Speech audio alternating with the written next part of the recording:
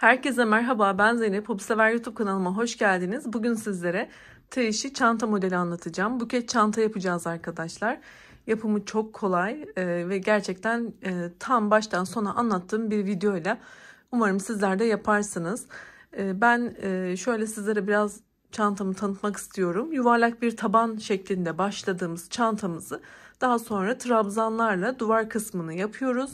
Ve istediğimiz derinliğe geldikten sonra çiçeklerimizi yapıyoruz, sapımızı yapıyoruz. Daha önce sizlere buket supla anlatmıştım, buket bardak altlığı anlatmıştım. Buket battaniye modeli çok revaçta bu ara. Herkes bunları örüyor. Ben de videolarımın içinde onlara da yer vermiş oldum. Bugün de çantasını yapmak istedim. Çok da sevimli oldu gerçekten. Sizlere şöyle boyutunu da göstermek istiyorum. Bakın. Bayağı büyük bir çanta oldu arkadaşlar. Şöyle derinliğine bakarsanız, bakın şöyle yandan da göstereyim. Şu şekilde bayağı büyük bir çanta. Yine ben kese şeklinde kullandım ama şu şekilde yan olarak da yine kullanabileceğiniz bir çanta. Şu formda da kullanabilirsiniz. Böyle de gayet güzel duracaktır. Dileyenler içine astar yaptırabilirler. Çıt çıt yapabilirler. Buradan da kullanabilirler. Dileyenler de benim gibi böyle bir bağcık yaparak büzdürüp kese şeklinde de kullanabilirler. Evet, çantamı yaparken kullandığım iplikler hakkında da kısaca bilgi vermek istiyorum. Şu alt kısmında kullandığım iplik polyester makrome arkadaşlar. Şöyle kalınlığını da göstereceğim sizlere. Bakın. Şöyle makrome.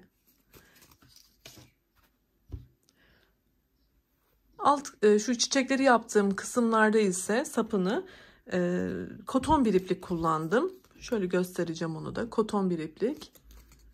Kalınlığımız da bu şekilde. Tabii sizler farklı ipliklerle, farklı markalarla istediğiniz şekilde bu çalışmayı yapabilirsiniz. Ben alt kısımda polyester yaptım. Biraz daha sert ve kullanışlı olsun diye istedim.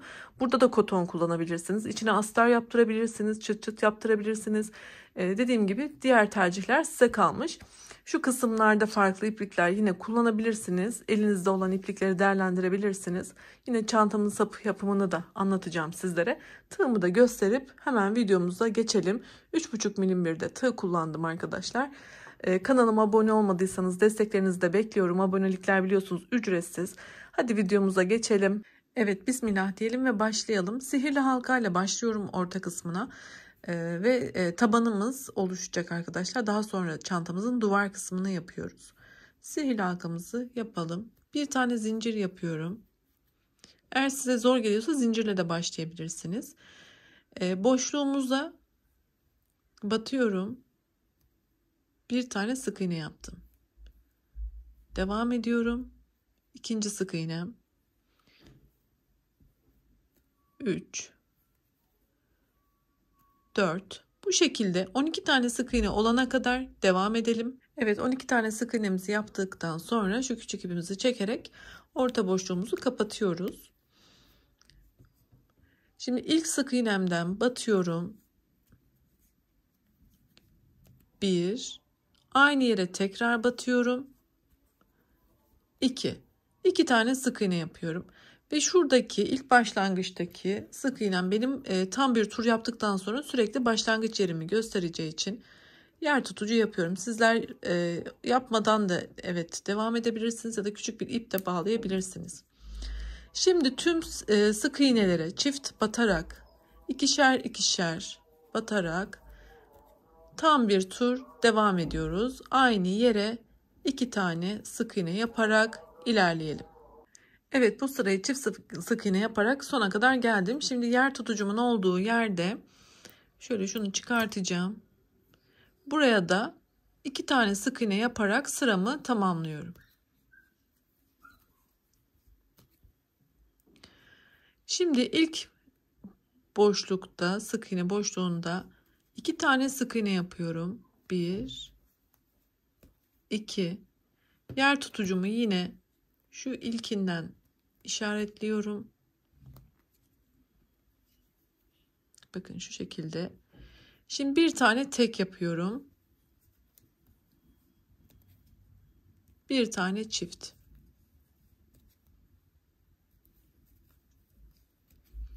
Bir tek, iki çift. Pardon, bir çift. Bir tek, bir çift şeklinde devam ediyoruz. Sıra sonuna kadar devam edelim. Evet, 3. sıramda sona kadar geldim. Şunu yine çıkartacağım arkadaşlar.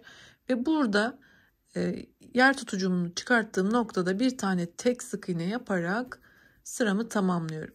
4. sıraya geçerken tek bir sık iğne yapıyorum.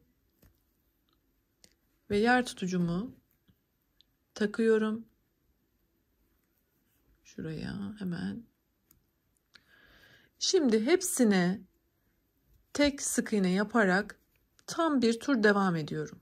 4. sıramızda hepsine sadece tek batarak devam edelim. Evet, 4. sıramın sonuna geldim. Sonunda yine bu yer tutucumun olduğu yere de bir tane daha tek yaparak sıramı tamamlıyorum. Şimdi sıradaki boşluğa 2 tane batıyorum. Ve yer tutucumu yine buradan belirliyorum. Şimdi çiftle başladık arkadaşlar. Bir tane çift yaptık. 1, 2 tane tek yapıyoruz. Bir tane çift yapıyoruz. Aynı yere batıyoruz. 2 tane tek yapıyoruz. 1, 2. Şimdi çift, 2 tane tek. 5. sıramızı da bu şekilde çiftle başladık. Çift yaptık. 2 tane tek, çift, 2 tane tek şeklinde tam bir tur devam ettirip şu noktaya kadar ilerliyoruz. Evet, 6. sırama geldim arkadaşlar. Yer tutucumu yine şu şekilde olduğu noktadan çıkartıp bir tane sık iğnemi yaptım. Burada yine 6. sıramızda tam bir tur sadece tek batarak devam edeceğiz. Artırma ya da eksiltme yapmayacağız. Hepsine tek yapalım. 6. sıramı tamamladım. Hepsine tek batarak başlangıç noktama kadar geldim. Bundan sonra aslında hep aynı işlemi devam ettireceğiz arkadaşlar. Sıramızı bitirdikten sonra artırma yapacağımız sıralarda çift başlayacağız. Yer tutucumuzu ekleyeceğiz.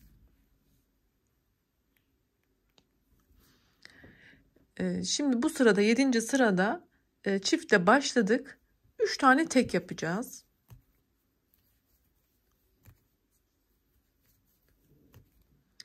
Bir tane çift, 3 tane tek.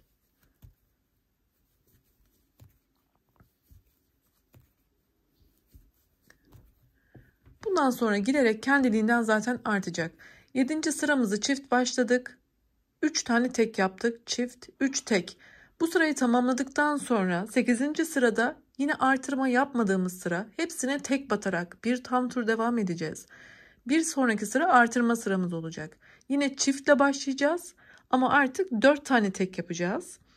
Bu şekilde burayı tamamladıktan sonra bir üst sırada yine artırma yapmadığımız tek batarak döndüğümüz sırayı yapacağız. Bir sonraki sırada yine çiftle başlayıp 5 tek.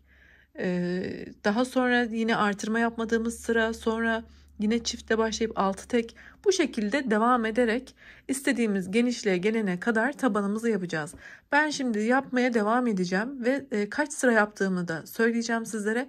Daha sonra çantamızın duvar kısmını yapmaya devam edeceğiz. Ben de burayı biraz daha tabanımı büyütüp geliyorum arkadaşlar.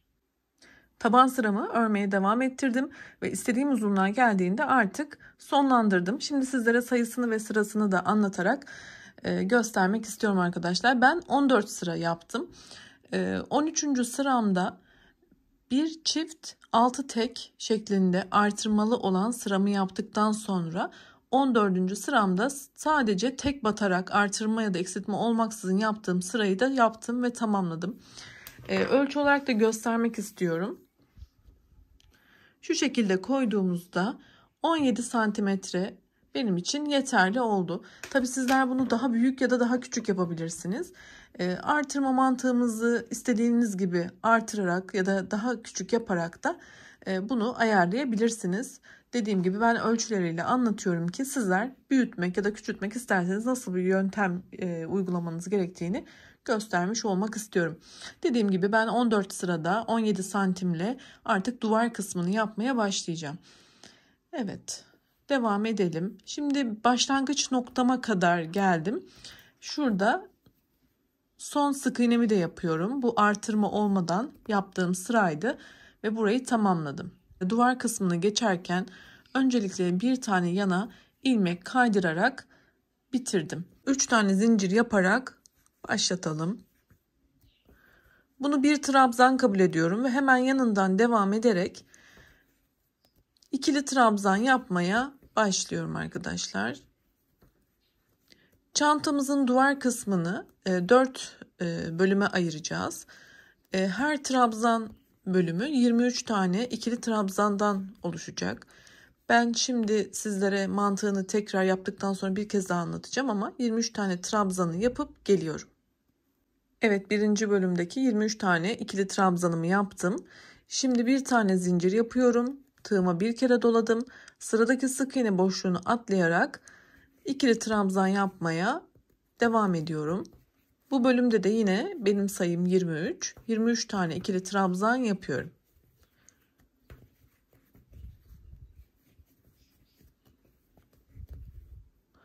Bu şekilde devam edelim. Bakın ilk boşluğumuzu oluşturduk. Evet, 23 trabzan yaparak ikinci bölümü oluşturdum arkadaşlar. Şimdi yine bir tane zincir yapıyorum. Bir tane atlıyorum ve devam ediyorum. Bu şekilde başlangıç noktamıza kadar 23 trabzan bir boşluk şeklinde yapalım.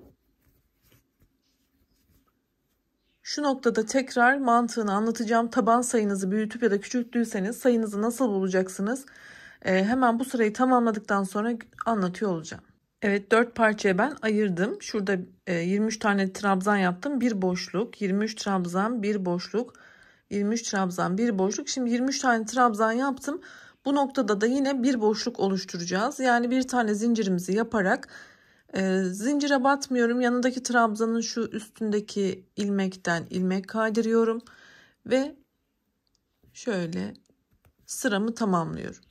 Öncelikle 3 tane de zincirimi yapayım arkadaşlar. Ve yeni sıramı başlatacağım. Başlatmadan önce bakın şuradaki boşluklar. 4 tane boşluk elde ettik.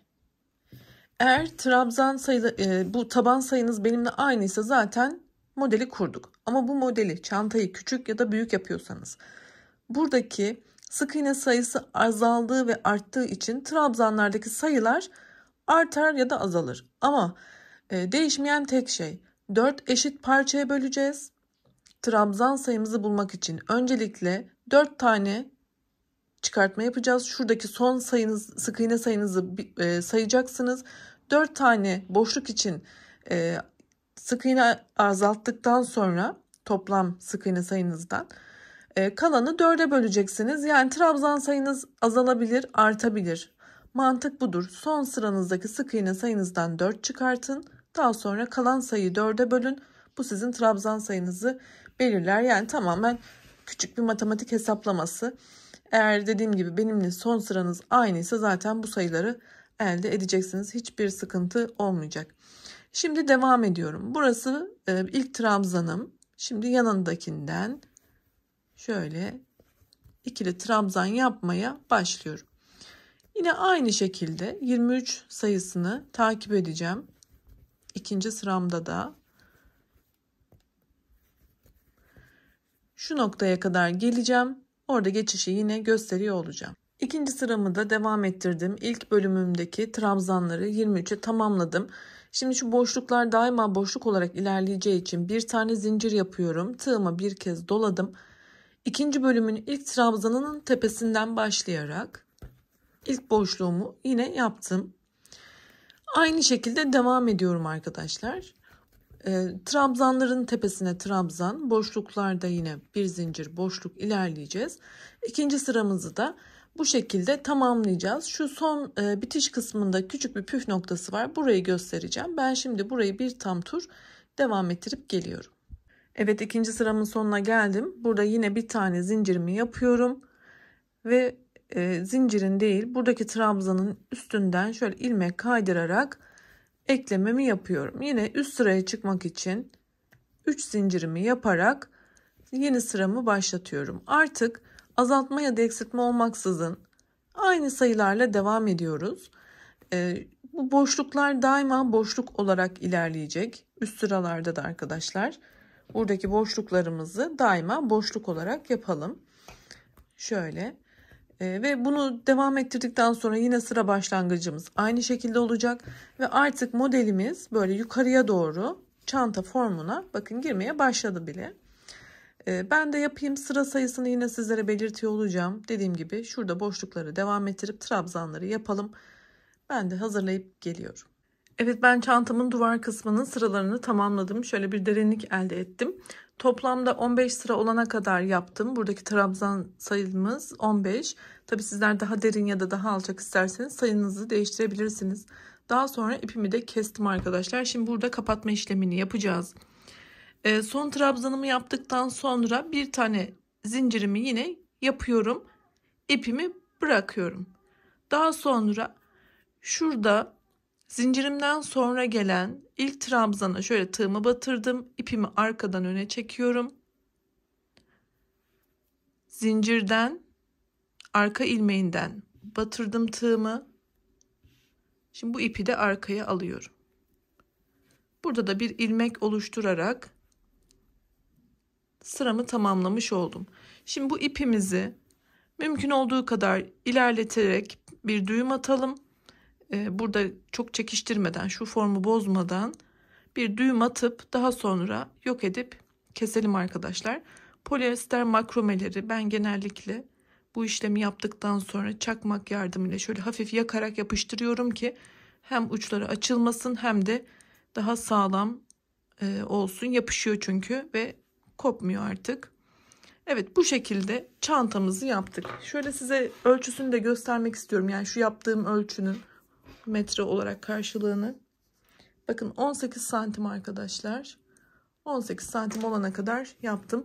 Şimdi diğer ipimle şu yaprak kısmını yapacağım. Yeşil ipimi hazırlayıp geliyorum. Yeşil ipimi koton bir iplikle devam ediyorum. Bu ip tek katlı aslında. İnce bir ip. O yüzden ben ince olduğu için bunu 2 kat hazırladım. Şöyle bakın 2 kat yapacağım. Biraz daha kalın olsun istiyorum. Sizler de ipiniz ince ise bu şekilde ayarlama yapabilirsiniz. Şimdi herhangi bir yerden başlayalım. Şuradan başlayacağım ben kaldığım noktadan. Öncelikle ipimi buraya şöyle sabitliyorum. 5 tane zincire tamamladım. Sıkı bir şekilde düğümümü attım. Şimdi sıradaki 1-2 tane trabzana atlıyorum. Üçüncüsüne sık iğne yaparak ekliyorum. 5 zincir, 2 tane atlıyorum, sık iğne. Bu şekilde tam bir tur devam ediyoruz.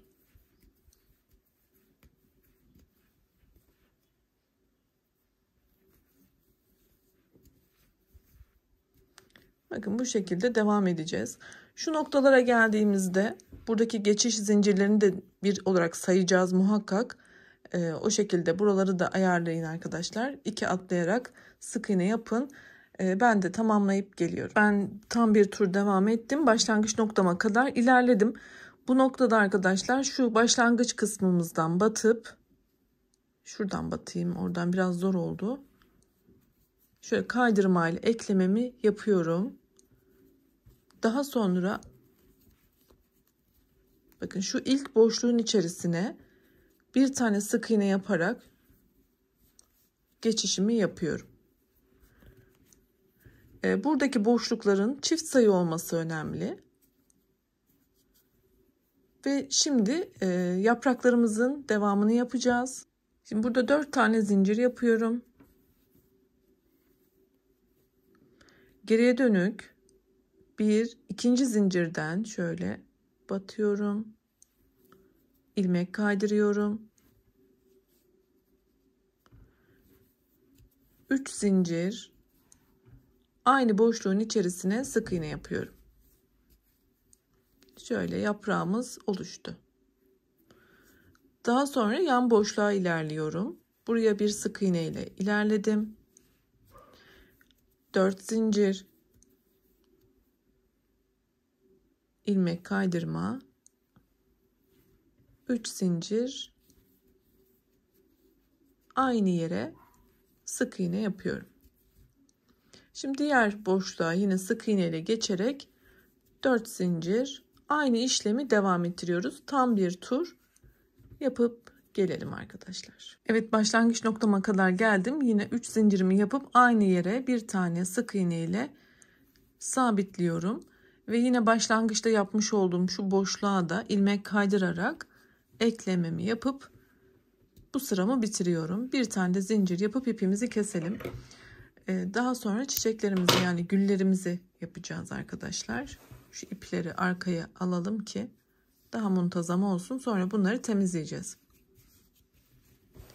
Evet, bu kısım da tamamlandı. Şimdi dediğim gibi diğer rengimle çiçeklerimi yapmaya başlayacağım.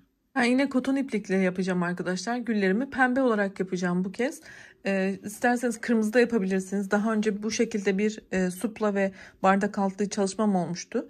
Yani şu kısımlarda siz kırmızı gül de kullanabilirsiniz. Görmeniz için şöyle göstermek istedim. Yine bunların videosu da kanalımda mevcut. Oynatma listelerimden bakabilirsiniz. Bardak altlığı supla modelleri diye. Oradan bulabilirsiniz. Görmeniz için yani şu kırmızıyla pembenin arasında nasıl fark olacak onu göstermek istedim. Evet, şimdi ben dediğim gibi pembeyle devam ediyorum. Şu başlangıç noktamdayım. İpimi kopardığım noktada şu şekilde, hatta şöyle batayım arkadaşlar, bakın çapraz bir şekilde battım.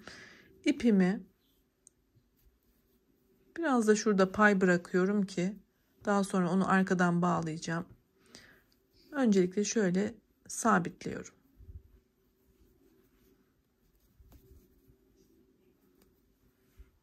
Şimdi olduğum noktada 16 tane zincir yapıyorum.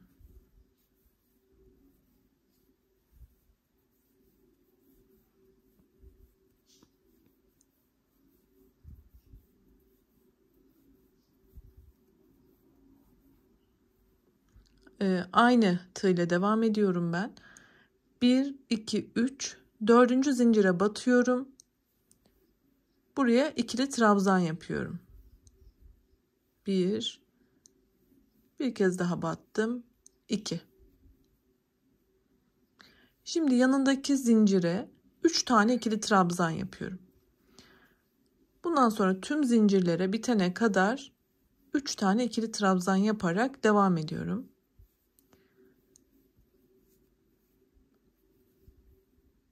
Kalın ipliklerle daha güzel olacaktır. Daha kalın ipliğiniz varsa onu da kullanabilirsiniz elbette.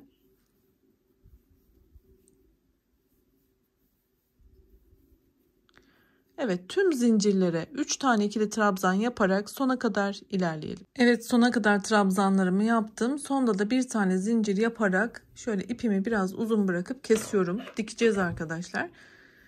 Bunu tığ ile de yapabilirsiniz. Daha önceki anlattığım suplada ve bardak altında tığ ile hiç iğneye gerek kalmaksızın yapmıştım. Bunu dikelim. Bu biraz daha büyük olduğu için güller. Evet, dikerek anlatmak istedim. Zaten kendiliğinden kıvrılıyor. Bakın şu şekilde bir form vereceğiz çiçeğimize.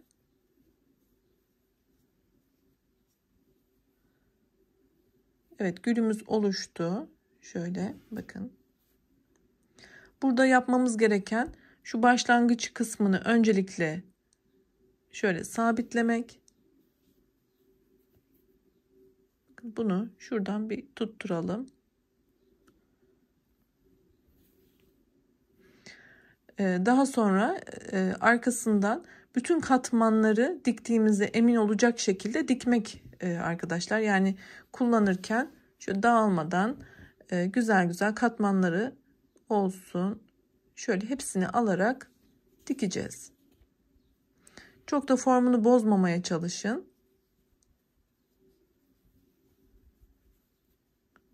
Şöyle. Ben şimdi biraz zorlanıyorum tabii kamera karşısında ama yapmak istediğimiz şey anlaşılmıştır umarım. Evet, ben bunu daha sağlamlaştırıp geliyorum. Evet, ben gülü diktim arkadaşlar. Şimdi şöyle arkaya geçmek istiyorum iğnemle. Düğüm de attım arkadan gülü iyice diktikten sonra. Şu şekilde. Bakın arkada da şimdi şu bırakmış olduğum başlangıçtaki ipimi de kullanıp şöyle arkaya onu da alayım. Burada bir düğüm atıp hatta şunu çıkartalım artık.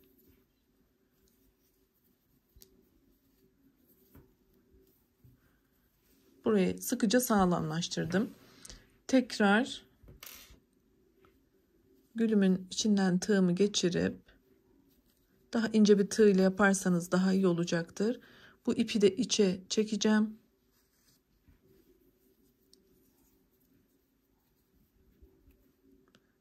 Şöyle iç kısımda düğüm atacağım ki yine açılmasın ve bu arta kalan ipliği de temiz bir şekilde kaybetmiş olacağız. Hem de dediğim gibi sağlam bir şekilde yapmış olduk. Bakın gülümüzü hem diktik hem de arka noktasındaki temizleme işlemimizi de yapmış olduk. Şimdi ne yapıyoruz? Hemen devam ediyorum. Bir sonrakini bakın şurada yaptığımız gülden sonra bir tane boşluk atlıyorum diğerine. Aynı şekilde şu noktadan ekleyerek başlatıyorum. Yine şurada biraz pay bırakıp 16 tane zincirimi yapıp diğer çiçeğimi yapıyorum. Ve bu şekilde aynen videoyu geriye de alabilirsiniz. Bir gül yapıyorum. Bu bittikten sonra yine bir tane atlayıp gül yapıyorum. Ve tam tur devam ediyorum arkadaşlar. Evet, çiçek yapımımızı da tamamlayıp gelelim. Evet, ben güllerimin yapımını tamamladım. Oldukça da güzel oldu. Şöyle bakalım. Şimdi bu ağız kısmını büzdürmek için, şöyle toparlamak için bir de buraya zincir yapacağız arkadaşlar. Bağcık yapacağız. Onun için hemen şöyle yeşil ipimi yine 2 kat yapıyorum. Yeşil ipi kullanacağım.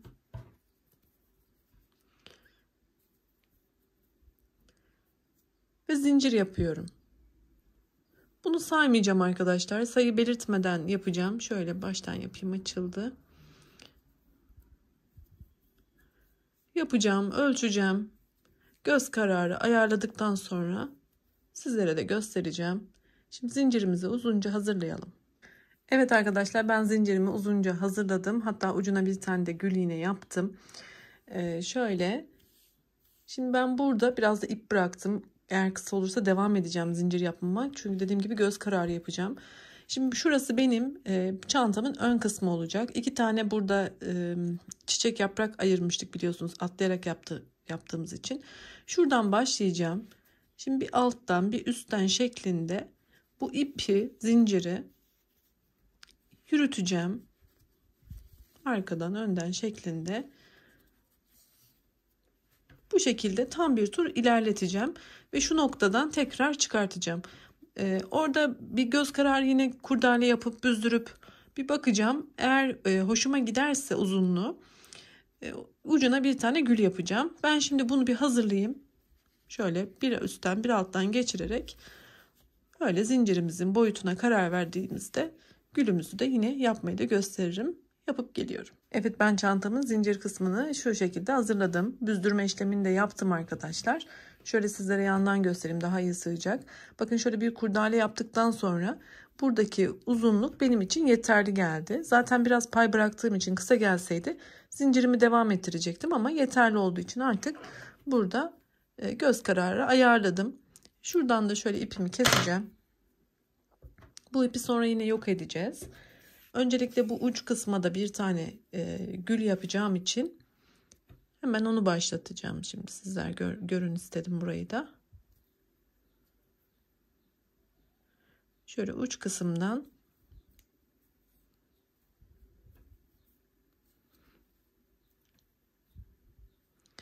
burada yine 16 tane zincirimizi yapıp gülümüzü yapacağız. Daha sonra ucuna şu kısmı dikeceğiz arkadaşlar. Bu ipleri de temizleyeceğiz. Bakın şunu hemen yaptım, diktim. Arkadan da temizliğimi yaptım, gizledim.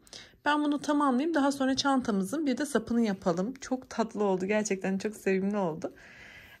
Daha sonra aşamalarını bitirmiş olacağız inşallah. Burayı yapıp geliyorum. Çantamızın şimdi bir de sapını hazırlayacağız.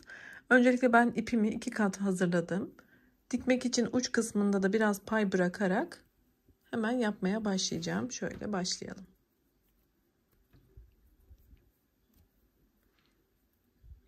İpimi kilitledikten sonra 2 tane zincir yapıyorum. Şimdi ilk zincire batacağım. İlmek çıkartacağım. Tığımda bekleyen 2 ilmeği tek seferde çıkarttım. Şimdi şu şekilde çevirdim. Buradaki yatay olan kısımdan batıp ilmek çıkartacağım. Tığımda bekleyen 4 ilmeği tek seferde çıkartacağım. Şimdi tekrar çevirdim. Bakın burada 4 tane böyle ilmeğimiz mevcut. Çıkartıyorum. Çevirdim. Devam ediyorum. Aynı işlemi yapıyorum. Bakın çeviriyorum.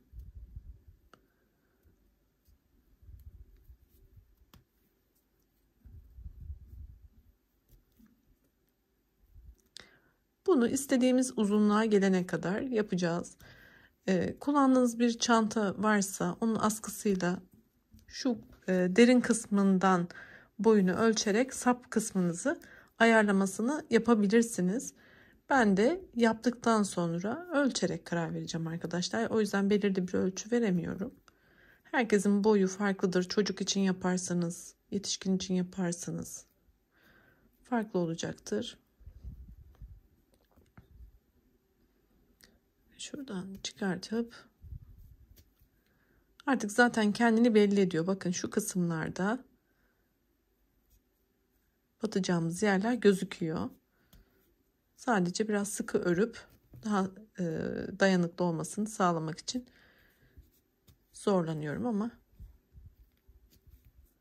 bakın çok kullanışlı bir askı modeli bu. Bunu uzatıp devam edip en sonunda zincirle kapatıp yine keserken de bir parça dikiş payı bırakıp her iki ucunu dikeceğiz. Eminim anlaşılmıştır.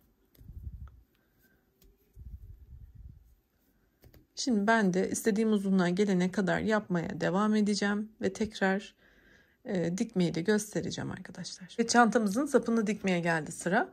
Şu şekilde uç kısmında pay bıraktığımız iple iğnemizi geçirdik ve şöyle kenarlarda dikeceğim için her iki kenarda öncelikle orta kısımdan şöyle sağ ve sol kenarı ayarladım. Şimdi şuradan dikiş yapacağım arkadaşlar. Çanta sapımı dikeceğim kısma getirip buradan iğne yardımıyla dikişimi yapacağım. Burada arkadaşlar sizler direkt iğneyle tığ ile buradan başlayıp çanta sapınızı örüp sonra diğer tarafı da yapabilirdiniz. Bu şekilde de olabilir. Yani burada dikişimizi sıkı bir şekilde yapalım. Burayı bitirdikten sonra diğer kısmı da karşısında dikelim. Bu şekilde dikişimizi tamamlayalım. Ben de yapıp geliyorum.